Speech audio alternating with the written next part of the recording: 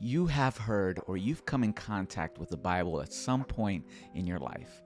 Now, independent of how much you know about the Bible, I'm going to teach you in this video how to understand the Bible from front to back in less than 10 minutes. You ready? Come with me. My name is Felipe, and I'm a youth pastor from the city of Chicago, and I volunteer at a Christian school. So whenever I go in and teach the kids, sometimes the kids go and try to draw me, and they give me all of these wacky portraits of myself. Let me show you one of my favorites right here on the screen. I think that they weren't too far from what I actually look like, but can a 2D portrait ever be 100% accurate? Can a 2D portrait account for things such as character, values, virtues, dreams, and so many other things? I don't think so. Now imagine having to draw a portrait, an accurate portrait of who God is and all that comprises who God is. It is humanly impossible. That's why God had to do it himself by giving us the best portrait of him in the person of Jesus. So who is God? Exodus chapter 34, verse 6. God is introducing himself to Moses, and he's passing by Moses as Moses is able to see the backside of God. And he's basically introducing himself to Moses, saying, I am the Lord. I am merciful. I am gracious. I am slow to anger. I am full of goodness and full of truth. But you see, something came to challenge God's character.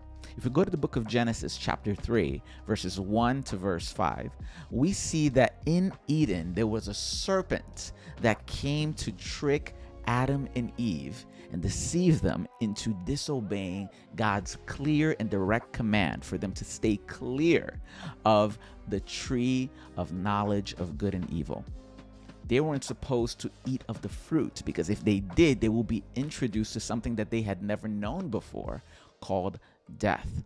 So they were warned, and they chose to disobey God anyway. And because of their disobedience, you and I are thrown into this broken, messed up reality of a world that we're living in. Now, this brokenness is all a factor due to something that we call sin. Okay? And sin, check this out.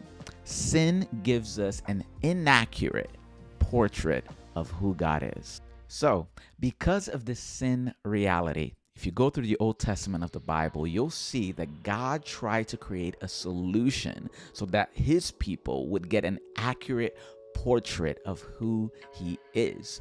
And that solution came to be known as the sanctuary. First, it was built in the desert, and then it became a temple. But the sanctuary had a bunch of rituals and services that pointed to a reality free from sin and the ability of an ultimate connection between God and man. The sanctuary basically allowed all of us, mankind, to be able to be introduced to God's biggest dream. But the Old Testament teaches us that unfortunately God's people chose to reject that whole entire sanctuary system. They were completely fine with their poor portrait of God. So now, fast forward with me to the New Testament, because in the New Testament, we get to see Jesus, the Son of God, born of a virgin, come to earth. And his whole ministry was about pointing everyone to a reality free from sin and an ultimate connection between God and man. So just like the sanctuary in the Old Testament, Jesus' life and ministry paint an accurate portrait of who God is.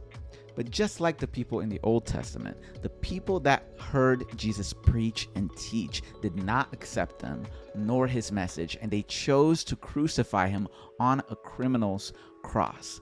But in 3 days. 3 days later, Jesus rose from the dead, and he went out to equip his followers one last time to go out into the world and to preach the good news that Jesus saves, that Jesus is the accurate, true portrait of God, that anyone that believes in him and accepts him can have an ultimate connection between God and man. And that's it. That's the Bible in 10 minutes or less. All of the stories, all of the prophecies, the wisdom literature, the law, etc. All of it is summarized in this. And if you like this video, go ahead and leave a like and a comment. Tell me how you like the video. It'll be greatly appreciated. And if you like this video, why don't you join me in this other video where we talk Bible facts and we break down some of the best Bible pickup lines found in the book Song of Solomon. I'll see you there.